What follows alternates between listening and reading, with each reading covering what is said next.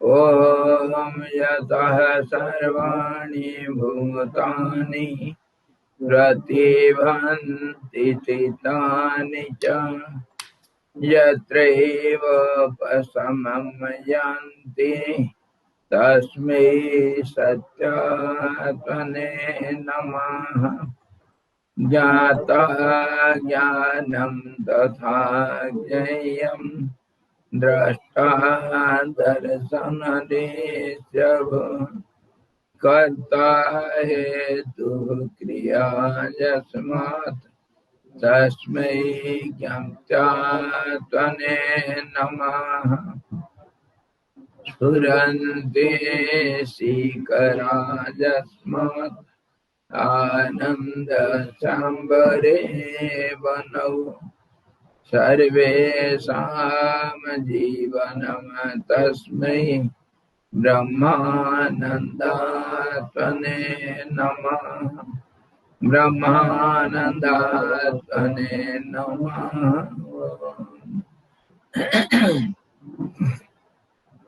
वेदोदधिं समुन्मथ्य ज्ञानरत्नं समुद्रितम् येन तस्मै वसिष्ठाय गुरुणाम गुरवे नमः।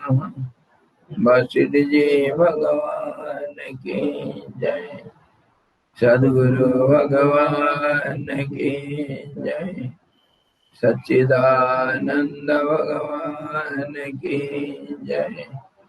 शब्द ब्रह्म की जय। सरस्वती महारानी की जय। योग वशिष्ठ जी भगवान की जय।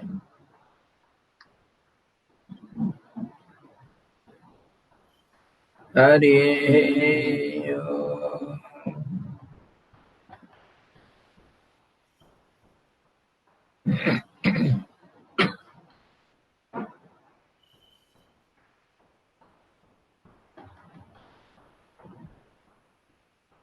योग वशिष्ठ निर्वाण प्रकरण पूर्वार्ध 25वां अध्याय।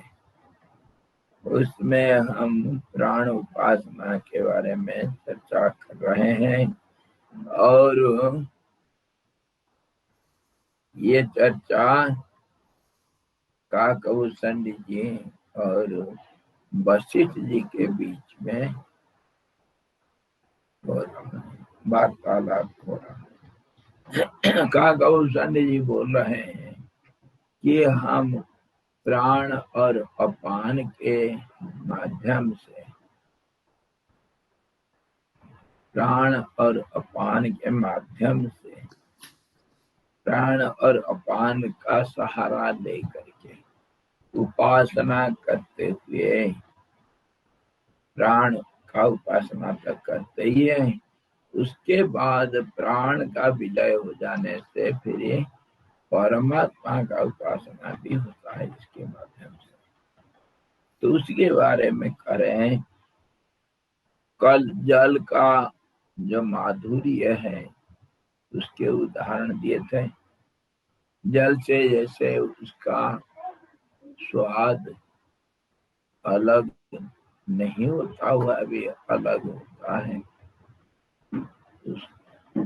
उसी तरह परमात्मा से ये प्राण अलग होता हुआ भी नहीं है।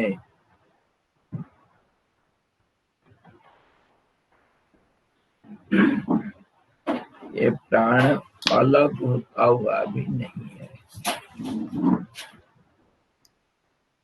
आंसू आप लोग तो नहीं आ गए, तो आपको थोड़ा बहुत मैं इसके पूर्वाभास दूंगा। कहाँ पर हम क्या बात कर रहे हैं। काकभूषण जी चिरंजीवी है। कौवा उनका नाम भूषण है। वो कभी मरते नहीं, चिरंजीवी है। उनको देखने के लिए कभी वशिष्ठ जी जो गुरुओं का गुरु है, ब्रह्मा जी के मानस पुत्र हैं, और सूर्यवंशी का वो हमेशा गुरु रहते आए हैं परंपरा से, कभी मरते नहीं। मतलब शरीर हमेशा रखते हैं। चिरंजीवी को भी है, लेकिन चिरंजीवी और दीर्घजीवी में अंतर होता है। कोई एक कल्प तक रहते हैं, कोई 2-4 कल्प तक रहते हैं, कोई 50-60 कल्प तक भी जिंदा रहते हैं। इस ढंग से दीर्घजीवी होते हैं। और चिरंजीवी जो कभी भी शरीर को नहीं छोड़ेंगे। तो काकभूषण जी है चिरंजीवियों के अंदर से एक। उनको जब वशिष्ठ जी मिलने के लिए गए थे, वार्तालाप के जरिए ये प्राणायाम के बारे में चर्चा हो रही। भूषण जी बोले ये प्राणायाम के प्राण का उपासना करके मैं चिरंजीवी रह सकता हूँ, रहता हूँ। चिरंजीवी का रहस्य होता है प्राण का उपासना। हम भैया तुम तो योगी है ना। नाम क्या बताया? रोहित। तो ये प्राण का उपासना से कोई प्राणी चिरंजीवी रह सकता है। शरीर को अपनी इच्छा के अनुसार अदल बदल करना या रखना या नहीं रखना, सब कुछ कर सकता। तो उसी के बारे में चर्चा कर रहे हैं। प्राण का कैसे प्राणायाम किसको कहते हैं, उनके मेथड ये। पतंजलि जी का अलग मेथड है, सबका मेथड अलग अलग है, प्रोसेस अलग अलग होता है, लेकिन विषय तो एक ही, प्रणाली तो एक ही है। तो भूषण जी बोल रहे हैं हम प्राण का उपासना करते हुए जब प्राण अपान में बदलता है उस समय एक संधि होता है, बीच का स्थिति। हर दो के बीच में एक संधि होगा, कुछ भी दो हो जाए। ये 2 पेज के अंदर भी एक संधि है। हर दो के बीच में एक संधि होता है और वही चीज को बदलने में मदद करता है, प्रगति में मदद करता है। और दुनिया का मूल कारण वही है, सारा संसार के मूल कारण एक वही है। जब 1-2 में बदलेगा तो बीच में उसको 2 बनाने में एक संधि चाहिए, उसी का नाम भेद पैदा करना। और उसी से चीज एक अनेक में बदलता है। एक अनेक में बदलने का तरीका एक ही है, भेद पैदा करते पैदा। 1 बन गया 2, 2 को फिर 4 बना दिया, 4 को 16 बना दिया, चलते रहेगा। ये संसार इसी ढंग से सदा के लिए बढ़ता रहता है। तो वो कहते हैं प्राण और अपान के बीच में भी एक संधि है। प्राण अपान में बदलता है और अपान प्राण में बदल जाता है। कैसे? संक्षेप में इसके बारे में हम बार बार बहुत चर्चा कर चुके हैं।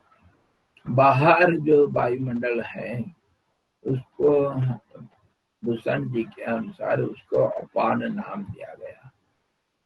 वो ठंडा रहता है, ठंडा रहने से, शीतल होने से उसको चंद्र नाम से बताए। चंद्र जैसे कल्पना करो, चंद्र है, चंद्रमा। और अंदर जो वायु है वो अंदर का वायु उष्ण रहता है, इसीलिए उसको सूर्य रूप मानो, उसका नाम प्राण रखो। और ये प्राण का उत्पत्ति हृदय के अंदर, जहाँ जहाँ एक गुफा जैसे है, हृदय को एक बड़ा भारी गुफा मानते हैं। गुफा मतलब जहाँ और कुछ चीज नहीं है, मतलब वो अपने आप में परम स्थिरता का नाम है, स्थिर रूप में। उसमें जब अस्थिरता पैदा होता है किसी किसके हिसाब से, कैसे भी अस्थिरता अगर पैदा हुआ, उसी का नाम प्राणवायु है। और गतिशील होने से स्वाभाविक उसमें गर्मी पैदा होगा, उष्णता पैदा होगा, और इसी को प्राण नाम दिया, सूर्य नाम दिया। और ये उष्ण होने से उसका स्वभाव होगा उद्भवती, हृदय से निकल करके वो प्राण के रूप में फिर बाहर नाक से बाहर जाता है, बाहर 12 अंगुल स्थान तक जा करके फिर जब बाहर जाता है, पहले बोला बाहर का वायुमंडल शीतल होता है, इसीलिए धीरे धीरे वो प्राण वायु शीतलता में बदलता है, मतलब प्राण अपान में बदलता है। और आखिर जा करके फिर एक जगह पर रुक जाता है, रुक करके जहां गति उसकी खत्म हो जाता है, वो फिर जहां से निकला था वहीं के लिए फिर वापस चल पड़ता है। वापसी में वो ठंडा धीरे धीरे गर्म होता है, इसलिए नाक के अंदर जाने से गर्म होकर के फिर प्राण रूप बन जाता है। इस ढंग से प्राण अपान में बदलता है और अपान प्राण में बदलता है। इसके ऊपर हम विशेष बहुत चर्चा कर चुके हैं। तो ये जो प्राण और अपान, इन दोनों के बीच में हमेशा जब बदलते रहते हैं तो उसके हमेशा संधि रहता है। तो संधि का नाम ही कुंभक है, और कुंभक नाम इसलिए पड़ा, कुंभ मतलब घड़ा, घड़ा के माफी उसका स्वरूप है, इसलिए कुंभक कहा गया। और ये घड़ा क्यों? जैसे नाक से बाहर जाता है वो प्राणवायु, वो फैल जाता है, 16 अंगुल तक फैलता है, जैसे गुब्बारा हवा भरने से फूल जाता है। और वो फिर जब अंदर आता है, अंदर भी फूल जाता है, प्रसारित होता है। प्रसारित होने से उसको अंतर कुंभक, और बाहर जब प्रसारित होता है उसको बाह्य कुंभक कहते हैं। लेकिन विशेष रूप से, साधारण रूप से हम लोग जानते हैं कि जहाँ प्राण रुक जाता है और अपान चालू हो जाता है, उस स्थिर स्थिति को हम कुंभक मानते हैं।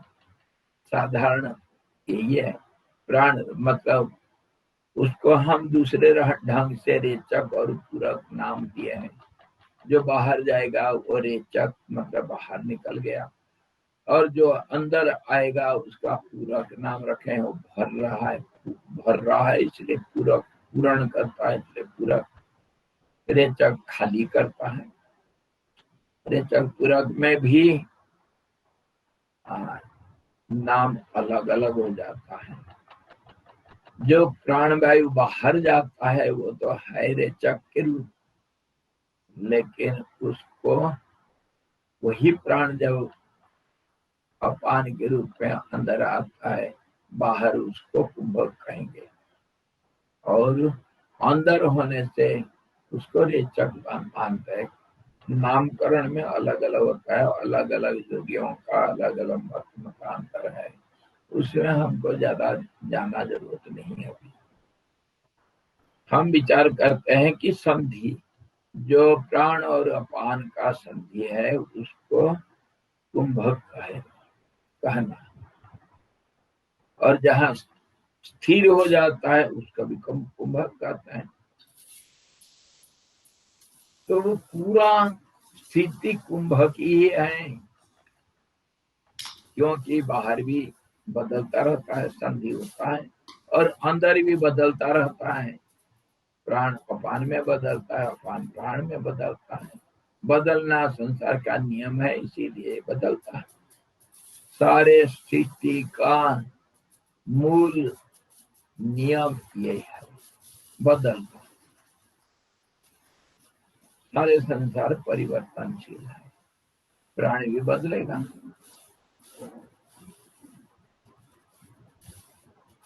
तो वो कह रहे हैं, हे भगवान, प्राण के प्राणन व्यापार में सबसे बढ़ चढ़ कर जो निमित्त भूत हैं, जीव के जीवन आदि, नहीं, इसके पहले ये बोले जो प्राण विलय का और अपान विनाश का समीप एवं अंत में रहकर प्रकाशक है, तथा जो प्राण और अपान के अंदर रहता है। हम लोग उस चिदात्मा की उपासना करते हैं। परमात्मा, चिदात्मा, परम ब्रह्म, सत्य, सनातन पद, उसका हम उपासना करते हैं। उपासना उसी के स्वरूप का ध्यान करते हैं। उसको ध्यान करने से तद्रूप बन जाते हैं, उसी रूप में बदल जाते हैं। इसलिए परमात्मा का स्थिति कैसा, हमेशा स्थिर होने से वो सृष्टि का शुरू और सृष्टि का अंत में भी उनको कोई फर्क नहीं पड़ता है, इसीलिए वो चिरंजीवी है। उन्होंने कहा प्राण हमेशा है। प्राण किस रूप में है? परमात्मा के रूप में है। और वही परमात्मा, परमात्मा मतलब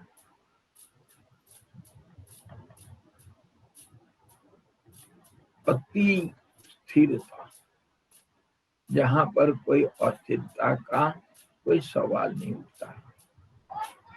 और उसी में अस्थिरता पैदा हुआ तो संसार का शुरुआत हो। तो उसका भाषा अलग अलग होता है और देखने का तरीका अलग अलग, दृष्टिकोण होता है।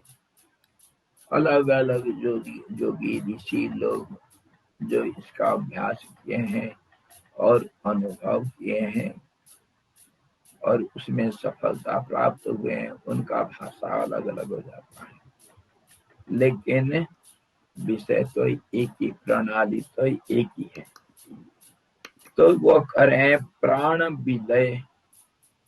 प्राण मतलब गतिशीलता, क्योंकि शुरू में हृदय से जब निकलता है तो गतिशीलता मतलब अस्थिरता। तो इसको जब अस्थिर हो करके फिर धीरे से परिस्थिति के अनुसार, समय के अनुसार वो स्थिरता को प्राप्त होता है, उसका विलय होना मानना, विलय हुआ। वहां न प्राण है न अपान है, दोनों नहीं है। तो प्राण का विलय का और अपान का विनाश का एक ही मतलब तो एक ही है। प्राण का विलय, अपान का भी विलय। जहां प्राण का विलय हुआ कुछ समय के अनंतर जो वो संधि हुआ, संधि के बाद फिर अपान शुरू होता है और अपान जहां अंत हो जाता है वहां कुछ समय स्थिरता के बाद उसके बाद फिर प्राण का उदय होता है, प्राण का संचालन होता है। इस ढंग से प्राण अपान में बदलना, अपान प्राण में बदलना, और एक कुंभक का स्थिति होता है। कुंभक मतलब संधि, और वह संधि मतलब स्थिरता। तो जो प्राण का विलय और अपान का भी विलय का समीप एवं अंत में, समीप में मतलब हर पल में जो प्राण अपान में बदलता है, तभी तो आखिर अपान रूप हो जाएगा। और अपान जब प्राण रूप लेगा, हमेशा बदलता रहता है। बदलता है तो उस समय भी एक संधि कंटिन्यूअसली है। हाँ जी जी, संधि का अभाव नहीं है, संधि हर जगह पर है। और वो संधि का नाम स्थिरता भी है, कुंभक भी है। कुंभक कैसे? स्पष्ट रूप से दिखने के पहले भी अस्पष्ट रूप से है, क्योंकि एक कला है। हाँ तो वो कला पूर्णता प्राप्त हाँ जी, जब प्राण पूरा स्थिर हो जाता है, वहां प्राण का सर्वनाश नहीं होगा, मतलब उसका अस्तित्व तो रहता है। स्वामी इसको चेतना तो नहीं बोलते? चेतना बोलेंगे, उसी का नाम चेतना है, मिला हुआ है। बिल्कुल उसी का नाम चेतना। वो पल भर के लिए प्राण चेतन रूप हो करके स्थिर होता है, उसमें प्राण का अस्तित्व है। मतलब जैसे बीज के अंदर जैसे भावी वृक्ष तैयार है, लेकिन दिखता नहीं। जब अनुकूल परिस्थितियां मिलेंगे, तब जा करके वो बीज जब अंकुरोद्गम होगा, अंकुर के रूप में बदलेगा, तभी हमको दिखाई पड़ता है वृक्ष का शुरुआत हुआ। लेकिन उसके पहले सुप्त रूप से बीज के अंदर है, तो उसी को कहते हैं चेतन, धृति, चेतना, धृति, चेष्टा है, लेकिन चेष्टा कामयाब नहीं हो रहा, दिखाई नहीं दे रहा, डर में है, सुप्त अवस्था में। ऐसा है, वही हमारा सुसुप्ति का हालत। सुसुप्ति भी उसी को कहते हैं।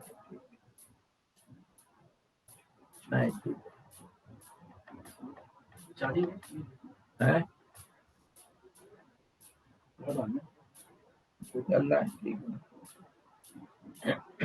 स्वामी जी, सिर्फ एक बड़ा छोटा सा प्रश्न है।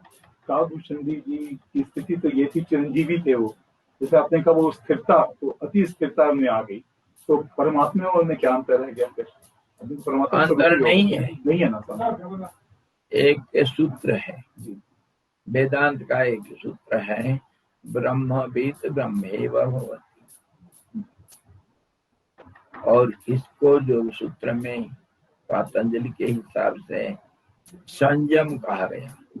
संयम मतलब मान लो कोई विषय के ऊपर आप ध्यान लगाते हैं, ध्यान देर तक अगर स्थिर रूप से रहता है, उसका समाधि कहते हैं।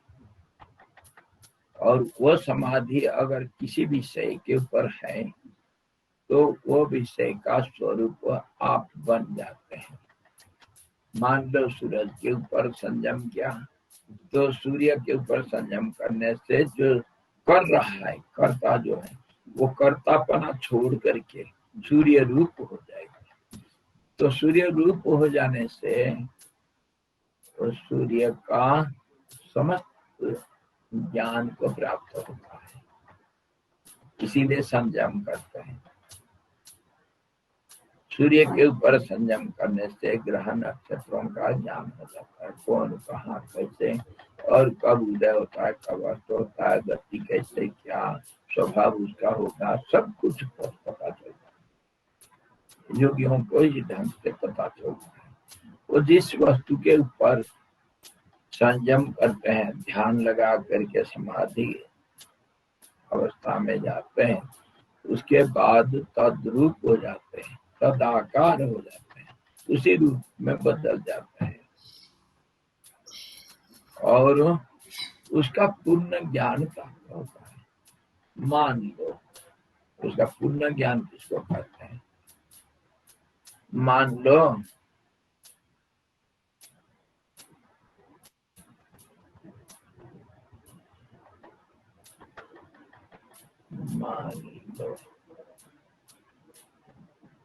चलो हम तो हमेशा उदाहरण यही देते हैं। एक दीवार में नया पेंटिंग किए हैं, ऑयल पेंट किए हैं, लगेगा, थोड़ा टाइम लगता है सूखने के लिए। उसमें कोई बच्चा आकर के एक गेंद फेंका, गेंद तो वापस आएगा, आएगा ना, पर कुछ बदल करके आएगा। क्या बदलेगा? वो दीवार का जो रंग, बाहरी रंग है, उसको थोड़ा सा लेकर के आएगा, वो एक हिस्सा उसका रंग हो जाएगा। तो इसी ढंग से इंद्रियां, हमारे जो 5 ज्ञानेंद्रियां हैं, ये शरीर से बाहर जा करके विषयों को ऐसे ही ग्रहण करते हैं, आधा अधूरा। वो जो गेंद वापस आता है, वो दीवार के पूर्ण ज्ञान को नहीं लाता है, आधा अधूरा कुछ सूचना लाता है। इंफॉर्मेशन को क्या कहेंगे? है जानकारी। जानकारी लाता है कि ये हरा रंग से रंगा हुआ था, इतने ही खाली। पर दीवार के अंदर की बात, दीवार क्या पलस्तरा के ऊपर करते हैं हम रंग, दीवार के अंदर ईंट का है या पत्थर का है, कौन सा ईंट है, ये सब ज्ञान इसको नहीं रहेगा, गेंद को नहीं रहेगा। उसका अंदर का पूर्ण रूप से ज्ञान गेंद को नहीं रहता है। जैसे हमारे आंख गया, एक फूल को देखा, देखने के बाद फिर वो जो हमारे भावना आंख के साथ आंख रूप में गया था, मन गया था, वो फूल को देखा, देख करके थोड़ा बहुत उसका रंग या बनावट को लेकर के अंदर आया, फिर उसको कहते हैं सूचना अथवा जानकारियां। उसको मन का जो सूक्ष्म स्थिति है, उसको अंतर्मन कहो, चित्त कहो, सबकॉन्शियस माइंड कहते हैं। तो उसमें जा करके वो जानकारियों को सूक्ष्म रूप से रख देता है। उसी को हम कहते हैं बीजों का भंडार, चित्त को।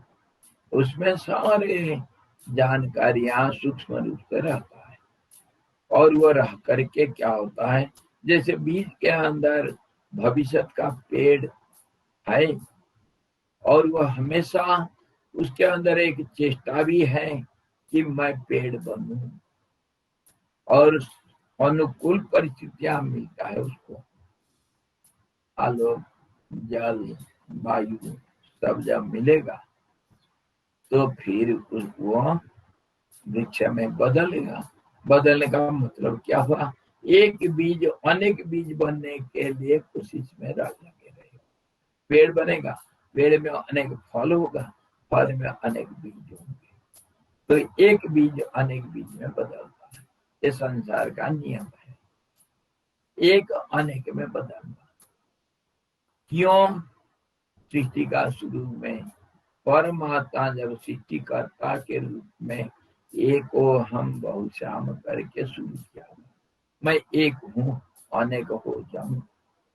इसीलिए सारी सृष्टि में कुछ भी वस्तु ले लो, सब में यही डीएनए है। ये चेष्टा हमेशा सबके अंदर है, मैं बढ़ूं। बढ़ना मतलब हर दिशा में, हर ढंग से वर्धनशीलता सृष्टि का नियम है। तो इस ढंग से एक बीज अनेक बीज में बदलता है, बढ़ता है।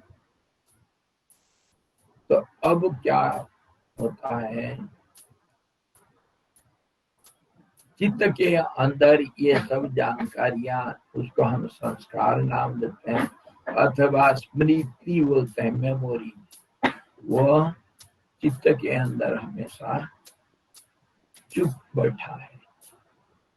जब अनुकूल परिस्थिति मिलेगा, वो अनेक में बदलने के लिए तैयार रहता है, वो भी जाता है। कैसे? जैसे मान लो आप कभी कलकत्ता गए थे और वहां रसगुल्ला खाए थे। कलकत्ता का रसगुल्ला बहुत प्रसिद्ध है। अच्छा, अब आकर के कहीं से बनारस से आप उत्तरकाशी आए, उत्तरकाशी बाजार में घूम रहे थे, कोई हलवाई दुकान के सामने से नजर पड़ गया, उधर सफेद सफेद कुछ रखा हुआ है, अरे ये तो रसगुल्ला है। वो याद आएगा, रसगुल्ला सफेद सफेद होता है, ऐसा साइज का होता है। वो यादगारी जो चित्त में था वो बाहर आया और वो बढ़ने के लिए कोशिश कैसा करेगा, फिर खाऊं फिर खाऊं। अगर उसको बारंबार देखते रहोगे और मजबूत होगा वो संस्कार, और फिर जाकर के बढ़ी जाएंगे, फिर खाएंगे। ये अनुकूल परिस्थिति का उपलब्धि है। अगर आप गुलाब जामुन देख रहे हो काले काले, वो संस्कार नहीं आएगा बाहर। अनुकूल परिस्थिति इस ढंग से जब मिलता है तो वो संस्कार या अथवा स्मृतियां वो बाहर आकर के विषय के साथ फिर जुड़ जाते हैं और बढ़ने के लिए कोशिश करते हैं। ये मन का 24 घंटे का काम है, ये चुप नहीं बैठता, कभी कभी नहीं बैठता। आंख के जरिया से जाता है, कान के जरिया से शब्दों को सुनता है। सखियां वो घर सबसे न्यारा, एक बार सुना था उसको दोबारा सुनूंगा, तिबारा सुनूंगा, दृढ़ीभूत होता है। अच्छा, ये ढंग से सूंघना, फूल को सूंघा था, दूसरे फूल को सूंघा, अरे वैसे ही सुगंधी है इसका। इस ढंग से सब चीज बढ़ता रहता है। इंद्रिया माध्यम है, मन इसका कर्ता होता है। प्रेरणा चेष्टा मिलता है चित्त से, और ये बढ़ने का काम हमेशा चलता रहता है संसार में। और ये जब वो संस्कारों को अथवा स्मृतियों को इकट्ठा करता है, उसमें वो सारा जानकारियां आधा अधूरा रहता है, पूर्ण रूप से नहीं होता है। मैं जो उदाहरण दिया, गेंद उसका दीवार का आधा सूचना, थोड़ा बहुत सूचना लेकर के आएगा कि वह हरा रंग का है, हरा रंग से रंगा गया दीवार, लेकिन दीवार के अंदर का पूर्ण रूप से ज्ञान तुमको नहीं दे सकता। तीर मारे, थोड़ा अंदर जाएगा और अंदर का कुछ समाचार लेकर के आएगा। अगर पूरा दीवार को तोड़ दिया जाए, एक एक रेत को भी छाना जाए, तब फिर पूर्ण ज्ञान मिलता है। इस ढंग से जब उसके अंदर घुस करके वस्तु के पूरा उस रूप में बदल जाएगा कोई, तब पूर्ण ज्ञान प्राप्त कर सकता है। तदाकार होना पड़ेगा, है? तदाकारी हो जाएगा। तदाकार होना ही पड़ेगा। ये संभव है संयम क्या प्रणाली से। योग में, योग सूत्र में समाधि और संयम के बारे में बताया। इसको हम क्यों कर रहे हैं कि जब प्राण का उपासना करोगे, प्राण रूप होगे, और वो प्राण, उसका आधार क्या है, कहाँ से शुरू हुआ था और कहाँ विलय होता है, स्थिरता, परमात्मा का स्वरूप, वो है आधार। उसका आधार के बिना कोई चीज रह नहीं सकता है। उसके लिए कहा गया है, कोई कर्म अगर किया जाता है तो कर्म के लिए 5 चीज जिम्मेदार होते हैं। क्या क्या? 5 वस्तु, 5 फैक्टर्स, 5 चीजें एक कर्म करने के लिए जिम्मेदारी लेते हैं, तभी एक कर्म होगा, नहीं तो नहीं हो पाएगा। कुछ भी करो, सांस लेना देना, देखना या खाना पीना, कुछ भी कर्म करते हैं मन से करते हैं, इंद्रियों से कर्म करते हैं, प्राण से कर्म होता है, सब शरीर से कर्म होता है। कुछ भी कर्म होगा उसके लिए पांच फैक्टर से जिम्मेदार होता है। क्या क्या? एक अधिष्ठान, मतलब आधार चाहिए। मकान बनेगा तो बुनियाद तो चाहिए। बुनियाद के नीचे धरती है उसके बिना दीवार खड़ा नहीं हो सकता है। तो मकान का अगर बनाना शुरू होगा तो उसके लिए एक आधार चाहिए, बुनियाद चाहिए। हर चीज में कोई ड्रामा करते हैं, एक स्टेज बनाओ, उसके ऊपर तो ड्रामा होगा, है ना। अधिष्ठानम तथा कर्ता, कोई करने वाला कर्ता चाहिए। करने वाला नहीं है तो कर्म करेगा कौन? कोई तो कर्ता होना चाहिए, जिम्मेदारी लेना कि मैं ही कर रहा हूं, तभी कर्म होगा। स्वामी जी, त्रिपुटी प्लस अधिष्ठान एंड आधार, 5। हाँ, 2 और ऐड किए। कर्ता होना चाहिए, अधिष्ठानम तथा कर्ता, करणम च पृथक विधान, नाना किस्म के करण, उपकरण मतलब निमित्त जो सहायक होते हैं कर्म करने के लिए। मान लो अगर किसान हल लगाता है, हल का उपकरण होता है, हल होगा, या जमीन खोदने के लिए उसमें फावड़ा होगा, या बैंती होगा, या रंबा होगा, सावल होगा, कुछ ना कुछ उपकरण चाहिए कर्म करने के लिए। इंस्ट्रूमेंट उसको करण कहते हैं। करण मतलब उपकरण मतलब जो कर्म करने के लिए निमित्त बनता है, साथ देता है, उसके द्वारा होगा, उसके बिना नहीं हो सकता। कोई कर्म उसके किसके बिना नहीं हो सकता। जैसे मान लो लोहार अगर एक चाकू बनाता है लोहे से, तो उसके लिए उपकरण क्या है?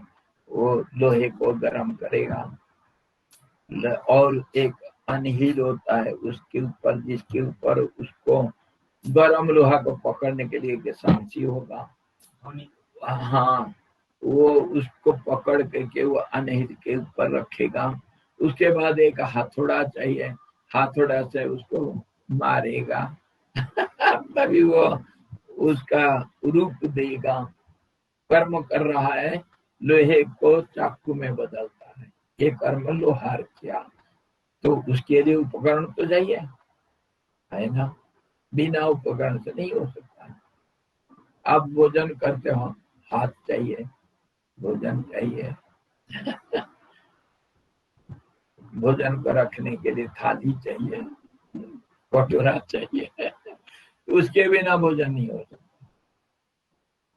और उसको चबाने के लिए दांत, जीभ, मुंह सब चाहिए। ये सब उपकरण हो गया। नानाविध उपकरण चाहिए, एक नहीं होता है उपकरण, अनेक भी। करणम च पृथक विधान, अनेक किस्म के उपकरण चाहिए। विविधा पृथक चेष्टा, उसको कैसे पकड़ोगे? एक हाथ में पकड़ो, दूसरे हाथ में हथौड़ा से मारो, अलग अलग चेष्टा हुआ ना पृथक चेष्टा, देखना भी है, हाथ में पकड़ना भी है, दूसरे हाथ से उसको मारना भी है। ये सारी चीजें चेष्टा के अंदर आया। और विविधा पृथक चेष्टा, अलग किस्म के प्रयास, अलग किस्म के प्रयास के बिना कोई कर्म नहीं हो सकता। अलग अलग किस्म के प्रयास।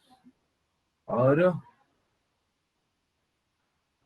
इतना हुआ, अधिष्ठान, कर्ता, उपकरण, चेष्टा, 4 हो गए, प्रयास, चेष्टा मतलब, और 5वां है कारण, उपकरण हुआ ना, कारण हुआ है, वही कारण है। और क्रिया, चेष्टा हुआ, प्रयास, तो 5वां हुआ दैव चैवात्र पंचमम। ये सब कुछ होता हुआ अगर परिस्थिति अनुकूल नहीं तो नहीं हो पाएगी। परिस्थिति को दैव का नाम दिया। पंचम, हाँ, 5वां है दैव।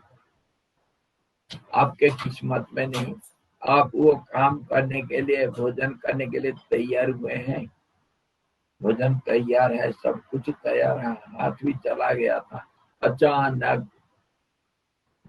कोई अर्जेंट कॉल आया, आपको छोड़ के भोजन छोड़ के जाना पड़ा। अचानक कोई एक्सीडेंट हो गया आपका, बहुत अंतरंग किसी की, तो आप भोजन कर पाएंगे? छोड़ करके भागना पड़ेगा। इसीलिए इसको कहते हैं दैव। जो अनुकूल परिस्थितियां होता है, अनुकूल हो प्रतिकूल हो, परिस्थितियों को दैव कहते हैं। बाथरूम में गए हैं और फोन कॉल आ गया, भागते हैं और गिर के फ्रैक्चर होता है। बाथरूम में कुश्ती लड़ना पड़ता है। ये परिस्थिति प्रतिकूल हो गया, गए थे बाथरूम में स्नान करने के लिए और फोन आया, छोड़ करके आ गए। इसको परिस्थिति जो होता है, इसको कहते हैं दैव, नियति। और आपका किस्मत भी इसको, इसी को ही कहते हैं। ये सभी एक ही चीज का नाम। तो ये सारे मिलने से एक कर्म होगा, नहीं तो कर्म नहीं हो सकता। अकेला कोई कर्ता नहीं बन सकता, कर्ता कोई कर्म नहीं कर सकता है। कर्ता तो है नाम के लिए, लेकिन उसके लिए इतनी सारे चीजें होने से कोई कर्म बनता है। इसको हम इसीलिए विचार कर रहे हैं कि ये सारे जो क्रिया, जो कर्ता इत्यादि क्रिया, ये सारे एक कर्म होगा तो कर्म का फल भी होगा। ये सब हर जगह पर ये साइकिल में चलता, चक्र, इसको कहते हैं संसार चक्र। हर चीज चक्र में चलता है, बदलता रहता है, दुनिया गोल। इसीलिए कोई चीज सीधा नहीं है, एक चीज दूसरे चीज में बदल जाना। कर्म कर्म फल में बदल जाएगा, वो कर्म फल फिर दूसरे कर्म के लिए प्रेरणा देगा। इस ढंग से ये चक्र चलता रहता है। ये वर्ल्ड साइकिल होता है। ये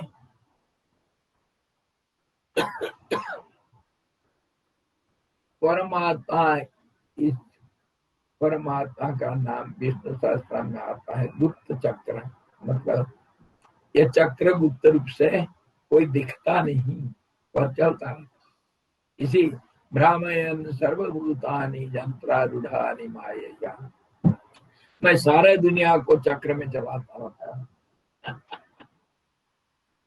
कोई इससे छूट नहीं पाएगा, सब मेरे बस में इसी ढंग से। और इसको छूटने के लिए कर्म नहीं करना चाहिए, तभी जा करके तुम छूट पाओगे। कर्म नहीं करने के लिए ये है तरीका, वो स्थिरता में रह जाना चाहिए। और स्थिर हुआ तो ये सारे चक्कर में पड़ जाएंगे, चक्कर चलते रहेगा, बच नहीं पाएगा कोई। इसीलिए जब अगर कर्ता होता है, अगर मान लो मन, इंद्रिया, इसलिए इंद्रिया संयम योग सूत्र है पहले का, यम नियम, संयम करो, इंद्रियों का संयम करो, शरीर का संयम करो। शरीर का संयम मतलब स्थिरता। सुख सुखम स्थिरम आसनम। हाँ जी, सुख पूर्वक स्थिरता में शरीर को रखना, उसी का नाम आसन है। और आसन ऐसा ऐसा करना नहीं है। वो करते हैं इसीलिए जरूरत है, जरूरत इसीलिए पड़ता है कि शरीर का अगर शक्ति रखा जाए यथावत, तभी तो वो स्थिर हो सकता है, नहीं तो नहीं होगा। रोगी कभी स्थिरता में बैठ नहीं सकता है। इसलिए शरीर को पूर्ण रूप से कामयाब रखने के लिए ये जितना अलग अलग योगासन सब हमको करना पड़ता है, सूर्य नमस्कार, योगासन, बंध मुद्रा, प्राणायाम वगैरह, ये सब इसी के लिए होता है। तो ये जितना सब हम करते हैं, इसका एक ही लक्ष्य है कि नैष्कर्म्य सिद्धि, ये चक्कर से बाहर निकालना। योग चित्त वृत्ति निरोध, योग चित्त वृत्ति निरोध। वो जो चित्त है जिसके बारे में अभी चर्चा किए थे बीज रूप में, उसको खत्म कर देना चाहिए। तब चेष्टा जो सुप्त रूप से है वहां पर बढ़ने का चेष्टा, मल्टीप्लाई होने का चेष्टा जो है उसके अंदर, वो पूरा खत्म हो जाएगा। उसी को कहते हैं, मान लो कोई बीज को भून दिया जाए तो उसमें फिर अंकुर नहीं आ सकता है। इसीलिए कहते हैं उसको ज्ञानाग्नि दग्ध कर्माणि, ज्ञान रूपी योग रूपी अग्नि से उसको भून डालो, तब फिर वो चित्त कभी क्रियाशील नहीं हो पाएगा और कोई कर्म नहीं होगा। उसी का नाम परम स्थिरता है, उसी का नाम परमात्मा का स्थिति है। उसी को कहते हैं आत्म साक्षात्कार हुआ, उसी को कहते हैं स्थिति को, तो स्थिति को। इसीलिए उसको तरीका अलग अलग है, सैकड़ों तरीका है। योग सूत्र में कितने तरीका बताया। खाली ये आसन प्राणायाम नहीं बताया, प्रतिपक्ष भावना भी बताया, जप भी बताया, ओंकार का जप करना, और ईश्वर प्रणिधान बदबा, प्रणिधान कुछ नहीं कर पाए, सरेंडर कर दो, हाथ उठा दो। अलग अलग तरीका है सब। ये योग सूत्र के अनुसार ज्ञान मार्ग में अलग अलग तरीका बताया। श्रवण, मनन, निधिध्यासन करो, उसके ऊपर चिंतन करते रहो, मन स्थिर हो जाएगा, प्राण भी स्थिर हो जाएगा, शरीर भी स्थिर हो जाएगा, सब कुछ स्थिरता में बदल जाएगा। बिना सिर नीचे पैर को ऊपर किए, बिना प्राण को रुके, प्राण रुकेगा अपने आप। बहुत सारे तरीका है, तरीका कुछ भी अपना लो, कोई मतलब नहीं कि इसको करो उसको मत करो, ऐसा नहीं है। कुछ भी कर सकते हो, अपने रुचि के अनुसार, इंटरेस्ट के अनुसार कुछ भी करो, मना नहीं है। कोई बैठ के जब करते रहते हैं, कैसे भी बैठो, शरीर हिलते रहे, कोई बात नहीं, मन नहीं हिल रहा, मन जप में लगा हुआ है, सिंदूर नहीं लेकर के घूमते हैं, मन उधर ही है। कोई मौन रखते हैं, काम करते रहेंगे, मुंह बंद, मन में जब चलता रहता है। अलग अलग मेथड, बहुत सारे मेथड है, एक दो नहीं, सैकड़ों। तो इस ढंग से वो प्राणायाम में आकर के प्राण का अनुसंधान करना, प्राण को देखते रहोगे, प्राण के पीछे पीछे चलते रहोगे, मतलब मन को प्राण के साथ जोड़ दिया, भावनाएं में सिर्फ प्राण ही रहेगा। और प्राण का गतिशीलता और परिवर्तनशीलता को भी देखते हैं।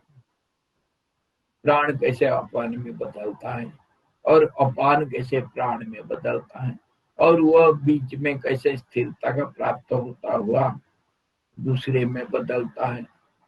गति बदलता है, रूप बदलता है, उष्णता शीतलता में बदलता है, शीतलता उष्णता में बदलता है। और हर पल में एक संधि भी रहता है। हर पल में, हर काम में एक संधि रहेगा। जब उष्णता शीतलता में बदलेगा, संधि तो होगा ही। तो इस ढंग से कुंभक को अगर ध्यान में रखोगे तो प्राण अपान ये सब आउट ऑफ द साइट, ये अलग हो जाएगा। प्राण अपान का कोई चिंतन नहीं रहेगा, संधि का चिंतन रहेगा। वो संधि स्थिरता का नाम है, बहुत सूक्ष्म, बहुत सूक्ष्म। उस रूप में आप अपने को पाएंगे, स्थिरता में बदल जाएंगे, और उसी का नाम परमात्मा है, उसी का नाम भगवान कण कण में सब जगह पर है, इसी ढंग से है। वो कोई 4 हाथ वाला या बांसुरी वाला या धनुष बाण वाला या गदा लेकर के घूमने वाला परमात्मा नहीं। ये कण कण में, हर चीज में, हर परिस्थिति में इस ढंग से परमात्मा मौजूद है। उसको ढूंढना तो आशा ढूंढना, और मिल जाते हैं। किसी को जो ढूंढा उसको पाया, जाए ढूंढी ताई पाई। इस ढंग से वो उपासना करते हैं। भूषण जी बताते हैं वशिष्ठ जी को, हे भगवान, मैं इस ढंग से प्राण मेरे सखी है, मेरे दोस्त है प्राण, और उसी के सहायता से मैं उस स्थिति में सदा सर्वदा रहता हूँ जिस स्थिति में कभी भी कुछ भी करने के लिए क्षमता रहता है। स्थिरता अस्थिरता में बदलने के लिए कितना देर लगता है। वो चेष्टा उसके अंदर सुप्त अवस्था में है। जब सृष्टि प्रलय हो जाता है, सृष्टि का ये आकाश, वायु और अग्नि, जल, धरती, ये सब कुछ नहीं रहेगा। सब एक दूसरे में लय हो करके सब समय के अंदर सब नष्ट हो जाता है। समय भी नष्ट हो जाता है, वहां पर स्थिति तो रहेगा ना। वो स्थिति को हमेशा कामयाब रखते हैं वो। इसीलिए सृष्टि का संहार हो जाने के बाद भी उनको कोई फर्क नहीं पड़ता। अब समझ में आया थोड़ा बहुत। और एक उदाहरण मैं दूंगा। यहाँ तो वो प्राण का जो अपान में अस्त होना और अपान का प्राण में बदल के अस्त हो जाना और वो कुंभक का रूप लेना, उसमें जो उपासना हम करते हैं बस काकभूषण जी के अनुसार वो उसके ऊपर हम ध्यान करते हैं। और वो है कैसा, वो जो बीच का स्थिति कैसा है, वो प्रकाशक है। प्रकाश के बारे में आप लोगों को मैं समझाया था। प्रकाश किसको कहता है? प्रकाश का आक्षरिक अर्थ क्या होता है?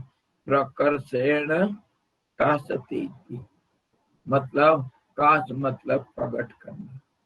प्रकट करना, प्रकट करना आंख के लिए हो सकता है, कान के लिए हो सकता है, किसी के लिए, इंद्रियों के लिए। और उसके पीछे मन भी है। मन जो उसको इंद्रियों के माध्यम से ग्रहण करेगा। ग्रहण योग्य बनाना, जो बनाएगा उसको प्रकाश कहते हैं, जो ढक देता है उसको अंधकार कहते हैं। जो इंद्रिय के ग्रहण योग्य नहीं बनाता, ढक देता है इंद्रियों को, वो है अंधकार। और प्रकाश जो प्रकट कर देता है। इसीलिए इस आलोक को तथाकथित, जिसको हम आलोक कहते हैं, वो सचमुच आलोक नहीं, ज्ञान ही आलोक है। क्यों? अगर मान लो एक अंधेरा रात में आपका कुछ चीज खो गया, उसको ढूंढने के लिए आप क्या करते हो? एक छोटा सा उदाहरण, उसको एनालाइज करो अच्छी तरह।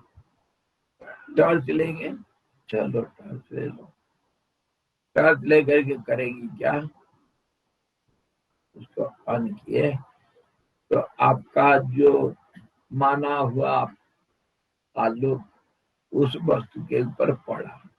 वस्तु के ऊपर पड़ने से आप अगर आंख को बंद कर देंगे, क्या देख पाएंगे उसको? आलोक तो है लेकिन देख नहीं पा रहे। तो इससे क्या सिद्ध होता है? वो आलोक आपको दिखा नहीं रहा है, आंख देख रहा है ना। अभी आंख भी है, मन नहीं है। मन ही देखता है। और मन देखता कैसे, मैं बताया था अभी, विषय के साथ, वस्तु के साथ इंद्रियों के द्वारा एक जो संयोग होता है, एक रिलेशनशिप, एक संबंध बनता है। उस संबंध से जो जानकारी प्राप्त होता है उसी को देखना कहते हैं। देखा, आई समझ में? मन का इंद्रियों के द्वारा, इंद्रिय का जो विषय हुआ, आंख से रूप, कान से शब्द, नाक से गंध, जीभ से रस, चमड़ा से स्पर्श को जो ग्रहण करता है उसी का नाम देखना हुआ। मतलब जानकारी प्राप्त होता है। और वो जानकारी पूर्ण नहीं है, आधा अधूरा है। इसीलिए जो आलोक आप कह रहे हैं कि दिखाने में मददगार है, देखने में मददगार होता आलोक, वो कुछ नहीं है, उसका कोई जरूरत नहीं। इसीलिए वो गाना गाए ना, बिना जोत उजियारा जहां दिन न रहीन, चंदा ना सूरज, बिना जोत उजियारा। बिना ज्योति का, बिना प्रकाश का प्रकाश है वहां, वो उसको कहते हैं ज्ञान। ज्ञान जो पूर्ण ज्ञान है, आधा अधूरा नहीं। मन के पास आधा अधूरा ज्ञान है, वो उधार लेता है दूसरों से ये ज्ञान को, और वो अपना ज्ञान नहीं मन का। और जब ये सारे क्रियाकलाप सब अगर स्थिरता में बदल जाता है तो वो जो अनुभव रूप जो ज्ञान होता है, वो ज्ञान सच्चा प्रकाश है। उसी का नाम ज्योत, स्वयं ज्योत। शास्त्र में कहते हैं तद ज्ञानम परब्रह्म। हाँ, उसको कहते हैं स्वयं ज्योति, अपने आप में है, उसको कोई प्रकाशित नहीं करता है। स्वयं ज्योति।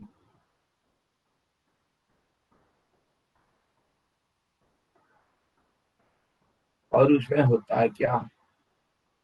क्या उसमें ज्ञान किसको कहते हैं?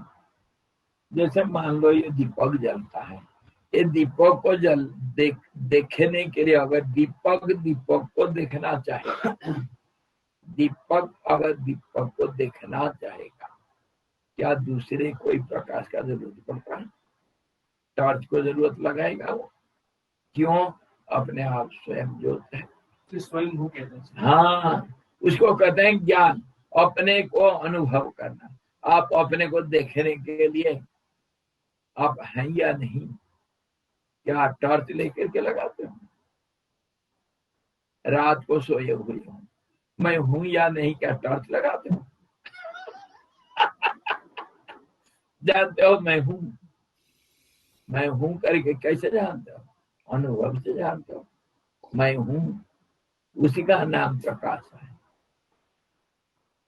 टॉर्च का नाम प्रकाश नहीं। तो उसको ज्ञान रूप बोलते हैं और स्वयं ज्योत है। प्राण अपान में बदलता है या अपान प्राण में बदलता है, कुछ भी हो जाए, वो संधि का जो स्थिरता है वो ज्ञान रूप होने से प्रकाश रूप भी है। इसी ढंग से खुद अपने को जानता है इस रूप से। और एक मैं उदाहरण देता हूँ। मान लो दुनिया को आप कैसे देखते हो? इसको आप देखते हो, इसका क्या कैसे देखते हो? एक रूप है, रूप में अलग अलग गुण होगा वो अलग बात है, लेकिन रूप तो है ना। रूप को कैसे जानते हो?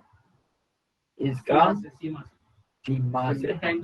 हाँ, इसका सीमा के बिना इस तरह उस तरह 10 सीमाएं, 10 दिशाओं में इसका सीमा अंकन किए बिना इसको नहीं जान सकते। सीमा होगा और इसका एक रूप होगा, उस रूप को आप जानते हैं, है ना। और इसका एक रूप होने से एक नाम हो जाएगा, हो गया। सारे दुनिया इसी दो में बंधे हुए हैं।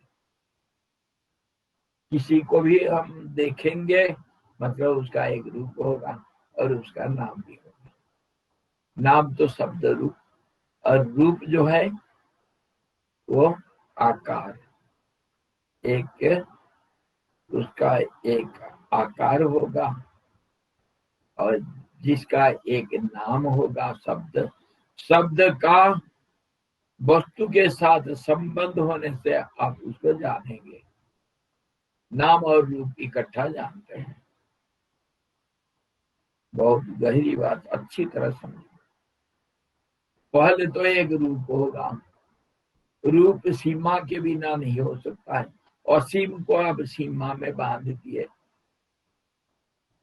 असीम जो है जिसको देखा नहीं जा सकता है, उसको सीमा के अंदर रख दिए तो उसका रूप होगा। और वो रूप को नामकरण करने के लिए एक शब्द का आवश्यक होता है, उसको आइडेंटिफाई करने के लिए। रूप को, रूप के साथ वो शब्द का संबंध होगा।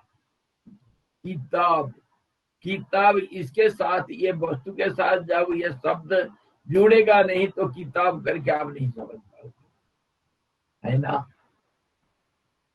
शब्द कान सुनता है और रूप को आंख देखता है, जिन्हें कान और आंख का आपसी समझौता है उसके ब्रेन के साथ, है मेडिकल साइंस के हिसाब से, लेकिन मन ही है उसको बोल सकते हैं हम। और इसके अंदर अगर जाएंगे बहुत सारे चीजें, बड़े सूक्ष्म एनालिसिस हो सकता है, जहां हम आखिर जा करके स्थिरता में पहुंचते हैं। मन मतलब भावनाओं का स्रोत है। भावना मतलब स्पंदन है। स्पंदन मतलब अस्थिरता है। हाँ जी। और वो अस्थिरता पैदा करने के लिए एक दूसरे का मदद लेता है। ये हुआ शब्द निकला। वो जो वाइब्रेशन होगा स्पंदन के साथ, वो शब्द भी हो सकता है और कुछ भी दूसरा ऊर्जा भी हो सकता है, और ये शब्द ही दूसरे ऊर्जा में बदलते हैं। जैसे हम देखो, ये पंखा कैसे चलता है? मैग्नेट से चलता है। बिजली मैग्नेट में बदलता है। तभी जाकर एक पंखा चलेगा। और वही बिजली लाइट के रूप में बदल जाता है, मैग्नेट के रूप में बदल जाता है। एक ऊर्जा दूसरे ऊर्जा में बदलने से काम बनेगा, नहीं तो काम नहीं बनेगा। स्थिर रहने से कुछ नहीं होता। स्थिर रहने से दुनिया नहीं, और अस्थिर हुआ तो दुनिया है। उसका नाम ऊर्जा है, शक्ति। तभी जाकर संसार का हर काम चलता है। तो इसको कहने का मतलब, जब रूप है तो उसका एक रूप नाम होगा, और नाम रूप के अंदर सारी दुनिया है। कुछ भी बात करो, उसका एक शब्द के साथ संबंध होगा और उसका एक रूप के साथ संबंध होगा, तभी तो दुनिया है। दो से दुनिया ना, ये शब्द और रूप, नाम रूप के। अच्छा, अगर हम रूप को डिलीट कर देते हैं, उड़ा देते हैं, इसका रूप को हम डिलीट कर देंगे, गायब कर देंगे, रूप, उसका मतलब क्या होगा? सीमा को असीम कर देंगे, सीमाओं पर मिटा देंगे। हम क्या करते हैं, बच्चे क्या करते हैं, चित्र करते वक्त पेंसिल में कुछ बनाया, सीमांकन किया, वो सीमा ठीक नहीं होता है, हाँ, उसको रबर से मिटा दिया। मिटाया मतलब क्या किया? उस सीमाओं को खत्म कर दिया। यही तो करते हैं। जब सीमाओं को हम नष्ट कर देते हैं तो रहेगा क्या? आधार रहेगा, है ना। अगर एक कागज के ऊपर मैं एक बिल्ली बनाया, पेंसिल में बनाया, और उसको मैं रबर से मिटा दिया, तो क्या रहेगा? आधार रहेगा। वो नाम भी गया, रूप भी गया, है ना। बिल्ली नाम का जो सीमांकन करके एक रूप बनाया था मैं, उसको मिटा दिया। रूप मिटने से नाम भी मिट जाएगा, रहेगा क्या? आधार रहेगा। आधार में सब कुछ है। बिल्ली को मिटा करके कुत्ता बना दो, उसी के अंदर है। कुत्ता को मिटा दिया तो रहेगा क्या?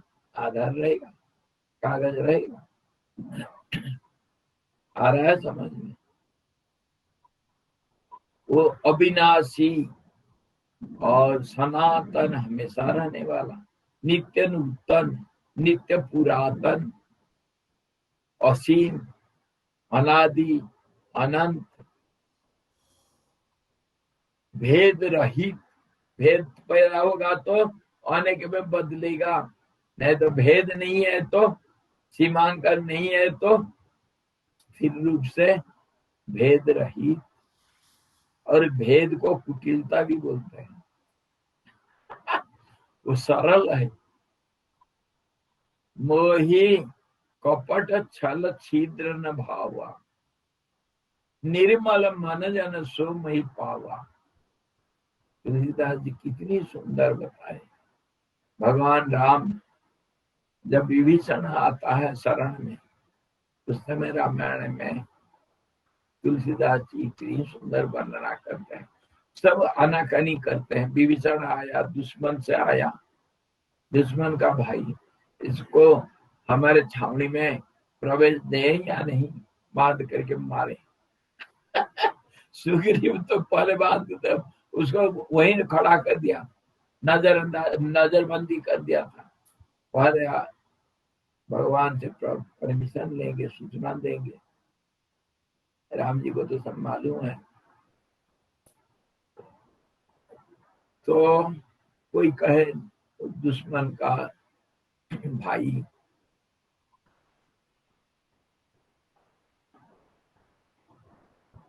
जानी न जाई, जानी न जाई निशीचर माया, के ही कारण करूं यहाँ पधराया। पता नहीं निशाचर लोग किसी कारण क्यों आए इधर। दुश्मन का भाई खुद बोल रहा है, और आया क्यों? शरणागत हो करके सारा कुलपति हमारा लेकर रावण को देगा, इसको आश्रय नहीं देना चाहिए। और अलग अलग मतांतर सब, कोई सुसेन नहीं, हमारे ये तो अलग अलग नल नील ये सब मंत्री लोग थे, सुग्रीव था, और हनुमान क्यों बैठा है, कुछ नहीं मिलता। और सब अपने अपने मत दे रहे थे। तो भगवान कहें ना, उसको आने दो। क्यों? कि उसका मन सरल है, उसका मन निर्मल है, वही मेरा प्यारा है। निर्मल मन जन सो मई पावा, मोही कपट छल छिद्र न भावा। मुझे ये पसंद नहीं है। सरल दिल, इसीलिए बच्चे लोग भगवान का हमेशा प्यारा होता है, बच्चों का सरल दिल होता है।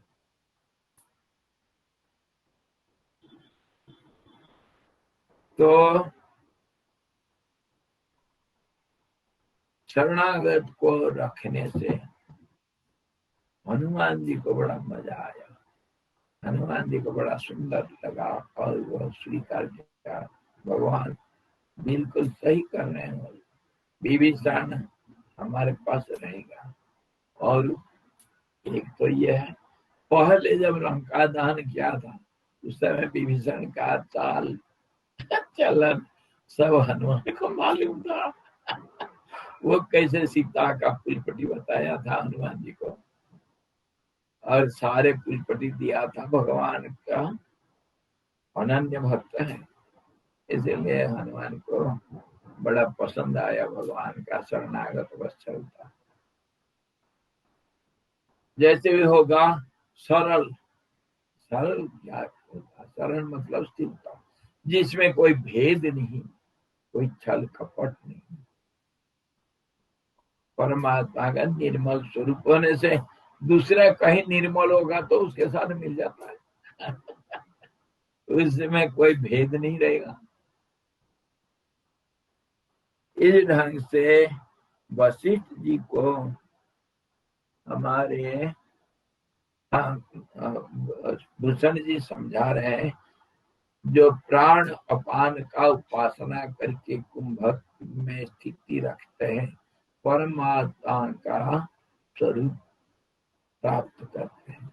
उसको मैं वही कह रहा था, जो नाम रूप मिटा देने से जो रहेगा वही परमात्मा है। नाम रूप को मिटा दो, रूप को हम सीमांकन किए हैं, छोटा में बांध दिया। महान से महान जो है, जो असीम है, उसको हम सीमांकन कर दिए, छोटा बना। ये कंजूसी है।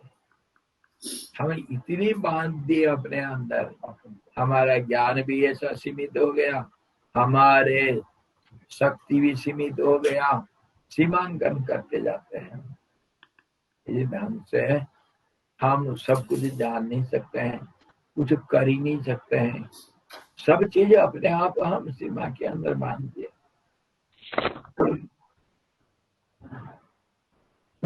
और ये जो असीमता, स्थिरता, अभेदता, ये परमात्मा का स्वरूप, इसी का नाम योगी की भाषा में कुंभक अथवा संधि कहा गया, कुंभक। और आप लोग कैसे समझते हैं?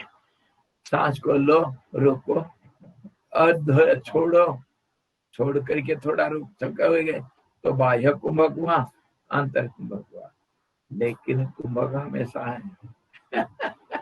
इसी ढंग से जो प्राण का उपासना करते हैं वो हमेशा कुंभक में रहते हैं।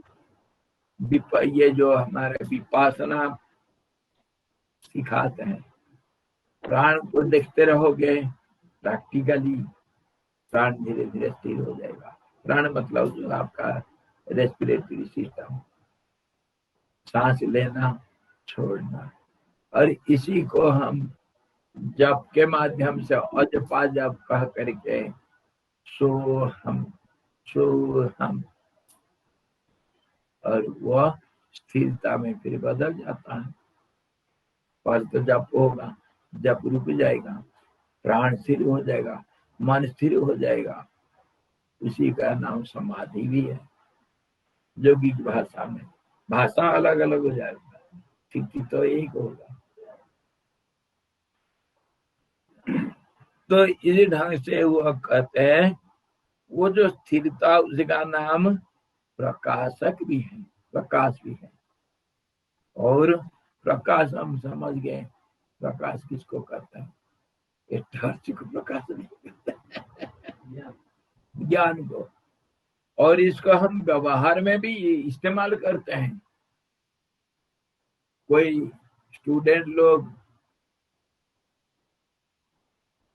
टीचर लोगों को बोलते हैं, गुरुजी ये शुद्ध भाषा में, गुरुजी ये जो स्टांजा है ना, ये मेरे को समझ में नहीं आता, थोड़ा प्रकाश डालो ना। प्रकाश डालो मतलब क्या? टॉर्च लगाएंगे? इसको समझाएंगे? कहते हैं ना, नहीं व्यवहार में कहते हैं प्रकाश डालो। प्रकाश डालना मतलब टॉर्च नहीं लगाना है। हाँ, प्रकाशक। क्या उस टॉर्च लगाते हैं? प्रकाशक तो प्रकाशक कहते हैं। तो प्रकाश को हम इस्तेमाल करते हैं हमारा व्यवहारिक जिंदगी में। उसको ज्ञान ही कहा जाता है, ज्ञान का नाम प्रकाश है। इसमें ज्ञान का भंडारा है, इसलिए प्रकाशक जो प्रकाश डाला है, प्रकाशित किया, प्रकट किया, अनफोल्ड, रिवील, रिवीलेशन, अनफोल्डमेंट, इसको कहते हैं प्रकाश। और उसमें होता है क्या? हम उसको दूसरे ढंग से व्यवहारिक जिंदगी में साधारण रूप से हम ऐसा समझते हैं कि उसको हम इंद्रियों के द्वारा ग्रहण योग्य समझते हैं, और मन उसको इस ढंग से ग्रहण करता है। इसीलिए हम उसको ये जो प्रकाश को थोड़ा कभी प्रकाश मान लेते हैं। टॉर्च या सूरज, चंद्रमा, तारा, जो कुछ भी होगा, अग्नि, ये प्रकाश नहीं, वो परमात्मा से सब प्रकाश उधार लेते हैं। जैसे चंद्रमा सूरज से उधार लेकर के हमको देता है, वैसे ही सारे एक में एक सेट है, उससे सब लोन लेते रहते हैं। पूरे ब्रह्मांड का एक ही सेट है, उसका नाम काला सेट। एक सेट है वो काला सेट, और आधी रात आती है जब कोई नहीं देख सकते हैं उसको, आधी रात अंधेर रात में हाय काला छिप करके आता है, और जब देता है चपर फाड़ के देता है, और लेता है तो मकान तोड़ के लेता है।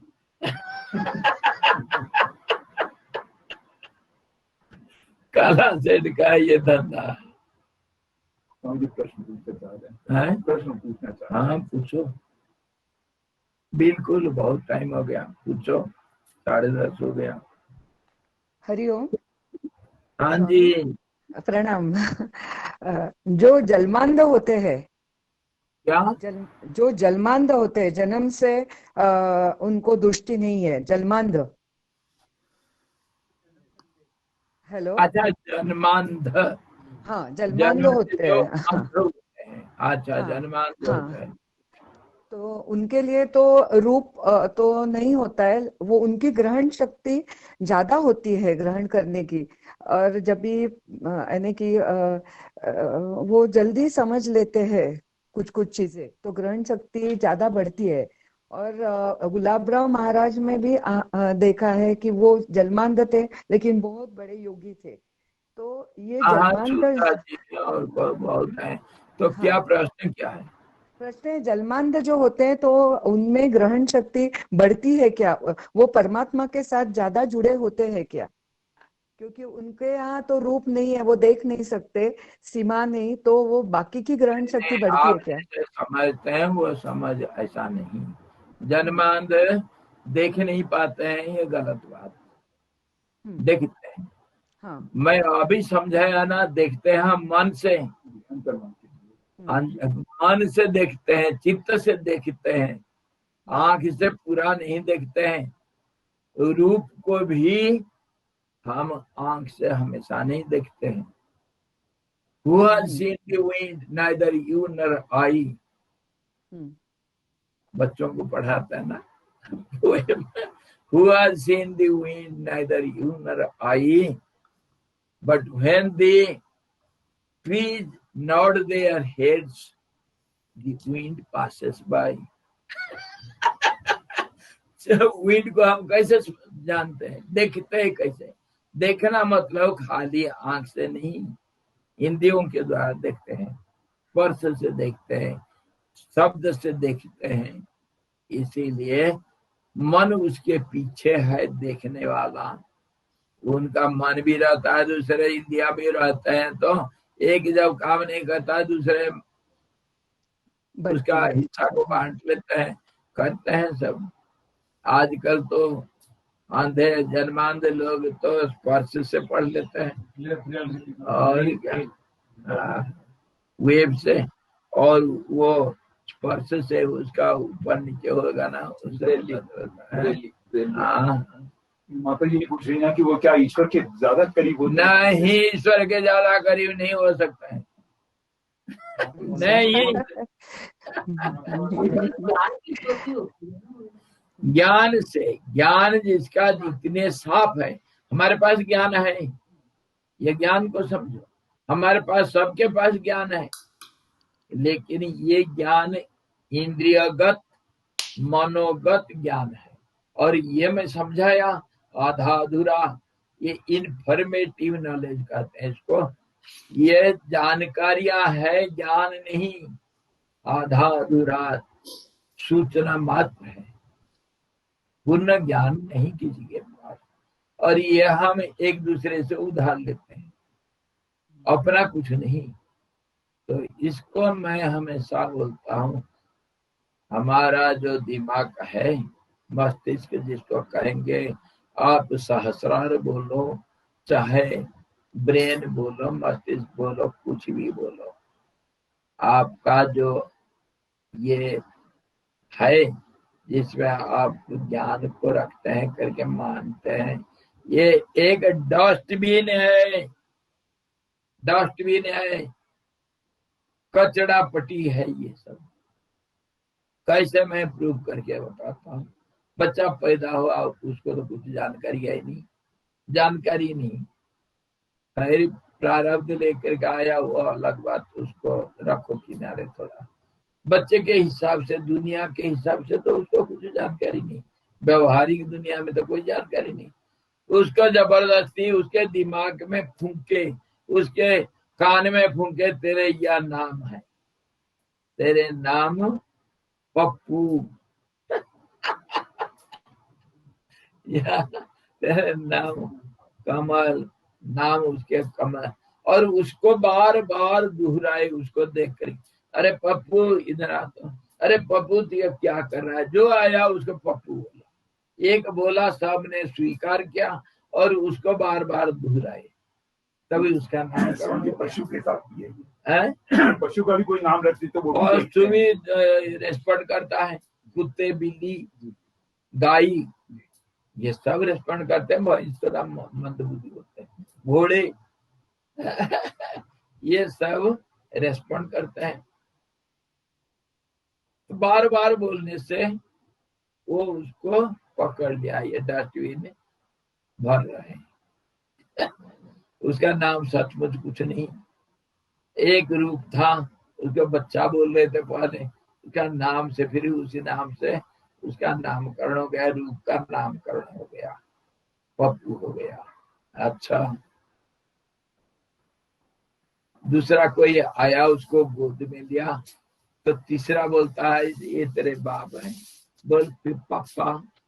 पापा बोल दिया। जब बोलना शुरू होता है पहले पापा पापा मामा, ये पहला बोला जाता है क्योंकि उसमें जीभ और तालू और दांत का ज्यादा जरूरत नहीं पड़ता है। ओठ आसानी से आपस में टकराते हैं, इसलिए बच्चे पहले ओठ से बोलने शब्द को आसानी से बोल देते हैं। पापा मामा बापा बापा ये शब्द सब जल्दी बोल देते हैं। और उसके बाद पापा बोलेगा ये तेरे पापा, रूप को और नाम के साथ जोड़ करके उसके डस्टबिन में डाल दिया और मान लिया ये मेरे पापा। वो क्या जाने मेरा पापा कौन है। ये मेरे मम्मा मान लिया, ये मेरे दीदी मान लिया, ये तेरे भाई मान लिया, ये तेरे घर मान लिया, तेरे गांव का नाम ये है मान लिया। सब दूसरों ने हमारे डस्टबिन में डाल दिए, वो बाहर निकाले नहीं, हम डस्टबिन में पड़ा हुआ है। वही संस्कार है, मेमोरी जिसको कहते हैं। चित्त जो हमारा तुम्हारा है उसमें कितनी कचरा पटी कितना ने डाले हैं, सब दबा दबा करके रखे हैं। सब रखे हैं, सारे कचरा पटी, इसमें कोई असलियत नहीं, कुछ नहीं, हम मान लिए और उसी का अंदर रख दिए। बच्चे को माँ जो देती है बच्चा मान के खा लेता है, वो क्या जाने किसको खाना है क्या नहीं खाना। ऐसे ही दुनिया जो जबरदस्ती हमारे, हम अनजान अज्ञानी कुछ नहीं जानते हैं, तो दुनिया जो हमको जबरदस्ती ठोसा है हमारा डस्टबिन में, उसका हम पकड़ के रखे हैं। यही तो हमारा जिंदगी है। अपना तुम्हारे क्या है बताओ, क्या तुम्हारा अपना है? कुछ नहीं, एक छोटी सी भी चीज तुम्हारा अपना नहीं। सब दूसरों से मान लिया, उधार लिया और उसको पकड़ के रख लिया। इसी का नाम बंधन भी है। और ये ज्ञान को पूर्ण ज्ञान नहीं कह सकते हैं। दूसरे जो दिया वो भी दूसरों से लाया, ये लंबी कड़ी है। हाँ, किसी ने कहा, किसी के साथ मेरा बड़ा भारी एक बार हो गया था, तू मैं तो नहीं हुआ पर लड़ाई हो गया। वो कुछ वो सुना, स्वामी जी आ रखे हैं हिमालय से, नाम बड़ा है। जंगल से आया करके ये नहीं समझा हिमालय से आ रखे हैं, चलो मिलने के लिए आया। वो जिस समय मुझे मिला उसका उम्र लगभग 55 साल था। जिंदगी भर शादी नहीं किया और जिंदगी भर पढ़ते रहे, सारे दुनिया घुमा, कितने सर्टिफिकेट, कितना डिग्री सब है इसका। और डिग्री को अगर लिख दोगे इसमें कम से कम 1 पेज भर जाएगा डिग्रिया। आया मेरे को मिलने के लिए, कुछ भाई बोला, मैं कुछ बोला, इसमें धीरे धीरे इतना पढ़े लिखे हैं तो उसमें आपस में थोड़ा, मैं जो बोलता हूँ स्वीकार नहीं करता, बड़ा जानकार है, बड़ा विद्वान है। तो धीरे धीरे धीरे धीरे जब टक्कर दे लगे तो फिर वो कहता है, स्वामी जी आप जो बोलते हैं जानते हो क्या? क्या जानता हूँ? मैं इतना इतना पढ़ा हूँ। अपना सर्टिफिकेट बताया, आज तक पढ़ ही रहा हूँ। आप मेरे साथ बात करते हैं, तर्क करते हैं और मानते नहीं। मैं इतना प्रूफ दे रहा हूँ, आप कैसे नहीं मानेंगे? अमुक ऑथर अमुक जगह पर इसके ऊपर ये ऐसा बोला, आप कैसे नहीं मानेंगे? मैं कहा भाई साहब, मैं स्वीकार करता, मैं आपका चरण छूता हूँ, आप बहुत पढ़े लिखे हैं। अब जिस किताब का, जिस ऑथर का दे रहे हैं एग्जाम्पल का नहीं, रेफरेंस दे रहे हैं, उसको आप जानते हैं? वो उसका किताब आप उसके वहां पर वो लिखा है, वो तो मान लिया, मैं माना, पर उस जो ऑथर के ऊपर आप कुछ जानते हैं? ऑथर जो लिख दिया उसको तुम जान लिया, पढ़ लिया, वो कैसा लिखा, वो ज्ञान को जो प्रकाशित किया वो कहाँ से लाया था तुम जानते हो?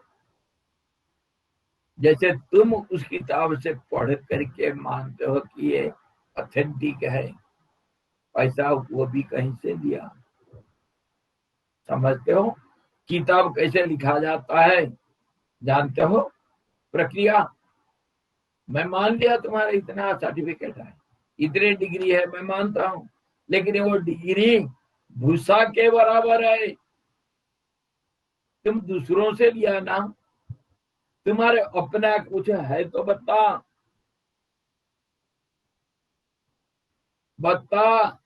तब मैं मानूंगा तेरे को।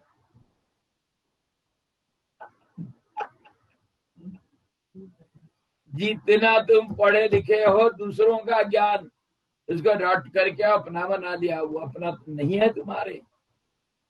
क्या अथॉरिटी है तुम्हारे पास कि वो तुम जो बोले हो वो तुम्हारा ज्ञान है करके?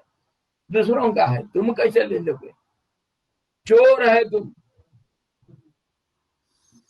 चोरी किए हो, दूसरे के चीज अपना लिया। वो जो दूसरे लिखा है ना, जानते हो ये गीता है, गीता के ऊपर कितना टीका है जानते हो? लाखों, मैं खुद सैकड़ों टीका पढ़ा, सैकड़ों टीका। मेरे 12 साल से उम्र से लेकर के आज तक गीता पढ़ते रहता हूँ। जिसको जो 10 बार पढ़ लिया, थोड़ा कुछ समझ लिया और उसको लिख दिया अपना। अब बताओ, कुछ पढ़ा, कुछ समझा, और वो समझेगा कैसे? दूसरों से लेकर के समझता है। मान लो इसको मैं पढ़ लिया, कुछ समझ लिया, तो कहां से समझ आया? किसी ने उसके ऊपर अपना जो समझ को लिख दिया, उसको मैं पढ़ के कुछ समझ लिया, फिर कुछ एक टीका लिख दिया। गीता के ऊपर हजारों टीका है, मैं तो खुद सैकड़ों पढ़ा हूं गीता के ऊपर टीका। बताओ, तो उसमें कोई अथॉरिटी है क्या? सुना, पढ़ा, लिखा, हो गया। ऐसे ही तो किताब लिखते हैं। 10 किताब को इकट्ठा कर लो, उसका सार निकाल के अपना नाम से एक किताब बना दो। ऐसा तो किताब लिखा जाता है। किताबों को इकट्ठा मत करो, दिमाग में तो तुम्हारे इकट्ठा है ना। मानोगे नहीं मानोगे? किताब के रूप में तुम इकट्ठा नहीं किया। ये प्रोफेसर लोग, बड़े बड़े रिसर्च स्टूडेंट, डॉक्टरेट, वो किताब लिखते हैं। वो उनका ज्ञान पढ़ लाया कहाँ से? वो एकत्रित किया, इकट्ठे तो किए हैं, इकट्ठे किए हैं। दिमाग में इकट्ठे करो, चाहिए स्थूल रूप से इकट्ठा करो, इकट्ठे तो किए हो, दूसरों से लिए हो। तुम्हारा अपना कहाँ है बता? ये परंपरा चलते आ रहा है। और ऑथेंटिक कौन है? वेद को इसलिए अपूर्व से कह करके ऑथेंटिक बनाया। वो पुरुष कोई लिखा नहीं इस ढंग से। स्मृति ऐसा उसके लिए नाम दिया गया कि एक दूसरे को समझाया, अनुभव करवाया, अनुभवगत ज्ञान एक दूसरे को दिया गया, इसीलिए उसको ऑथेंटिक मानते हैं। अपौरुष से कहते हैं, पुरुष लिखा नहीं, लिख करके कोई, ये लिखने का तो धंधा बाद में चला। पहले लिखते थे कैसे? मिट्टी में एक रूप देना शब्द को, कोई तो लिखता है, शब्द को एक रूप देना। वो धीरे धीरे पहले मिट्टी में और रेत में, नहीं तो हाथ में, पहला शारीरिक भाषा शुरू हुआ, बॉडी लैंग्वेज। उसके बाद शब्द को रूप दिया गया। उसके बाद जब पुराने जमाने में लिखते थे, किसमें? ताड़ पत्ते में या भोज पत्ते में, ऐसा लिखते थे, पत्ते में। नल दमयंती का कहानी सुने हो? नल जब दमयंती को जंगल में छोड़ के गया, लिख करके गया, किसमें? एक पत्ता लाया और उसमें कोई एक डंठल लिया, उसमें लिख दिया। उसको पणत जो है ऊपर का कपड़ा, उत्तरीय बोलते हैं, उसके किनारे बांध करके चल दिया, गायब हो गया। क्योंकि दमयंती को ले जाओगे साथ, बहुत कष्ट सहना पड़ेगा, इसलिए दमयंती को लिख दिया कि तुम्हारा डायग्राम बना दिया कि इस दिशा में जाओगे, तुम्हारे फूफू का घर वहां मिल जाएगा, तुम्हारे मैत्यु वहां पर मिलेगा, तुम्हारे फूफू का राज्य वहां है, तुम वहां जाकर के जाओ। अपने राज्य में तो जा नहीं सकते, खो दिया है भाई के साथ पासा खेल करके, तो तुम वहां चले जाओ, मेरे साथ तुम नहीं रह सकता हूँ, मैं बहुत कष्ट सहने वाला हूँ, इसीलिए तुम चले जाओ। इस ढंग से पत्ता में लिख करके दे गया था। तो लिखन का ये जो किताब ये तो बहुत आधुनिक अभी हुआ। पहले ताड़ पत्ते में और दूसरे चीजों में लिखते थे जो ज्यादा दिन तक रह सकते हैं। और लिखने के बाद उसको क्या करते थे, मैं खुद किया हूँ। ताड़ पत्ता में कैसे लिखते हैं, लिख करके फिर एक दूसरे पत्ता का रस लगा दो, वो मिटने वाला नहीं। पत्ते और फूलों से तो रंग बनाते थे पहले, पत्तों से फूलों से रंग बनाते थे। वो पत्ता को रगड़ दो उसके ऊपर, तो काला हो जाएगा और रहेगा हमेशा के लिए। ऐसा पहले लिखने का प्रणाली था। तो ये जो तुम पढ़े हो, लिखे हो, डिग्री धारण किए हो, इतना दिखा रहे हो तुम, ये तो धूल के बराबर नहीं, ये सब डस्टबिन का गार्बेज है। उठा भाग गया, ऐसा दोबारा मुंह नहीं दिखाया, कभी नहीं आया, मुंह नहीं दिखाया। डींग हाँकते हो, इतना पढ़ा हो, क्या पढ़े हो गड्ढे, कुछ नहीं जानते हो। अपना कुछ चीज अगर बोल सकते हो, मैं स्वीकार करता हूँ, बोलो तुम्हारे अपना चीज क्या है। इसको कहते हैं ज्ञान।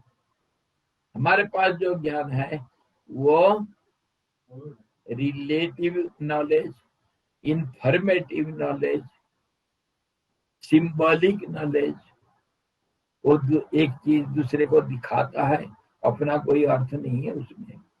इंडिकेटिव नॉलेज है, सिंबॉलिक नॉलेज है। उसको कैसे तुम मान लोगे कि ज्ञान है करके? हो गया। तो आज के लिए ये जो अंधे होते हैं, अंधेों को ज्ञान होता है। सूरज उदय हुआ है नहीं हुआ स्पर्श से नहीं जानते हैं, आंख नहीं होता हो अभी समझ जाते हैं सूरज उदय हो गया। आईएएस बनाया अंधा है, सेंसेशन। आईएएस ऑफिसर बनाया अंधा है। हाँ, तो कैसे बनाना है? बिल्कुल। वो देखते हैं। आपको वो सखिया जो आपका प्रिय गाना है उसकी लिरिक्स भेजिए। हाँ? आपका जो प्रिय गाना है कुमार गंधर्व का, हाँ सखियां वो घर सबसे प्यारा, हाँ उसकी लिरिक्स भेजी है, लिख दिए। हाँ आपके लिए लिख के दिया है। आपको कुछ गाने की एक दो लाइनें हैं, नहीं आता था। नहीं है हाँ समझ। चलो देखेंगे, मेरे मोबाइल फोन में में भी है। चलो आज के लिए इतना, इस पारा को पूरा कर देते हैं। ये हुआ, ये प्राण अपान जो है उसके संधि जो है, जिसको हम कुंभक बोलते हैं, जिसके ऊपर उपासना किया जाता है, ध्यान लगाया जाता है, उसको प्रकाश भी कहते हैं। और उसको, और ये एक बात और भी कहा, प्राण के अंदर भी परमात्मा है। ये तो आपने समझी बताया था उसे। हाँ जी, प्राण के अंदर भी है, प्राण मतलब प्राण भी है, अपान भी मिला हुआ है। हाँ, प्राण के संधि में है और प्राण के अंदर भी है परमात्मा का स्थिति। प्राण को संयम करोगे प्राण के ऊपर तो परमात्मा स्थिति मिलेगा। क्यों? ये प्राण सारे संसार को चलाने वाला है। चेष्टा का नाम तो प्राण है, चेष्टा का नाम। तत्सृष्ट्वा तदनुविशत, सृष्टि को बना करके पहले परमात्मा उसको देखा, ये चलायमान नहीं हो रहा, इसलिए प्राण के रूप में सबके अंदर, चेष्टा के रूप में, प्राण के रूप में प्रवेश करके सबको चलायमान किया। तब कर्म फल, समय, देश काल, परिस्थितियां और ये परिवर्तनशीलता प्रकृति शुरू हुई, तभी जाकर सृष्टि संभव हुआ। चेतना अर्थात परमात्मा को हम प्राण का आधारभूत मान सकते आधार रूप, प्राण रूप भी है। हैं। क्यों? इसीलिए कह रहा है कि प्राण के अंदर भी है। परमात्मा सर्वव्यापक होगा तो दीवार के अंदर भी है, दीवार बाहर भी है। चलेमान होगा। हाँ, उसको प्रमाण कहाँ मिला? प्रहलाद खंबे के अंदर से परमात्मा को निकाला, और वो परमात्मा का क्या स्वरूप? ना मनुष्य, ना पशु, ना देवता, ना कोई पशु, कुछ नहीं, किसी का कोई रूप नहीं, और सबका मिश्रण, सबका समष्टि। नरसिंह अवतार को अगर हम एनालाइज करते हैं, उससे में परमात्मा का असलियत है। परम क्रोध रूप होता हुआ भी परम शांत है। प्रहलाद उसको प्रमाणित किया, जो अपना होगा। शेर का बच्चा शेर को डरता है क्या? लक्ष्मी डर गए, देवता लोग डर गए उनका क्रोधित रूप को देख करके, लेकिन प्रहलाद नहीं डरा। ये अपनापन। बच्चा माँ का कितने भी क्रोध हो जाए, बच्चा कभी नहीं डरता है। शेर का बच्चा शेर को नहीं डरता है। आदमी डर सकता है शेर को, कितने भी बलवान, कितना भी पहलवान हो, वो शेर को डरेगा, लेकिन शेर का इतना छोटा होता है, उसके अंदर कोई शक्ति नहीं, वो शेर को डरेगा क्या? वही आत्मीयता, एकता, उसी को प्रमाण दिया प्रहलाद। मेरे में और परमात्मा में कोई अंतर नहीं, इसलिए डर कहाँ से आएगा? द्वैताद भयम भवति, जहां दो है वहां डर होता है। पर प्रहलाद और नरसिंह में कोई अंतर नहीं था, इसलिए डर नहीं लगा। संधि जहाँ पे भेद नहीं वहाँ पर, हाँ जी, संधि, जहाँ संधि छूटती वहाँ भेद पैदा होता है। बिल्कुल, जहाँ संधि वहाँ पे डुअलिटी आती है। हाँ, एब्सोल्यूट सिंगुलैरिटी। ये भक्त लोग कैसे ज्ञानी और ज्ञानी लोग कैसे भक्त होते हैं, उसमें कोई अंतर नहीं होता है। ये सब कहानियां, ऐसा मनगढ़ंत कहानियां नहीं, इसमें विज्ञान का बहुत सूक्ष्म रहस्य स्वरूप है। उसको एनालिटिकली हम जब पढ़ते हैं, देखते हैं, विचार करते हैं, तभी तो समझ में आता है। फिर कल बने। प्राण में है, प्राण अपान में भी है, अपान में भी प्राण है, और उसमें परमात्मा भी है। दोनों का बदलाव में संधि है, दोनों के अंदर भी संधि है, संधि में भी परमात्मा है, संधि में परमात्मा है। omnipresent. This is called Omni presence.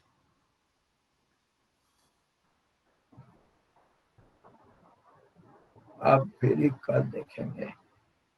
Hari ओम पूर्णमदः पूर्णमिदं पूर्णात् पूर्णमुदच्यते पूर्णस्य पूर्णमादाय पूर्णमेवावशिष्यते। ओम शांति शांति शांति।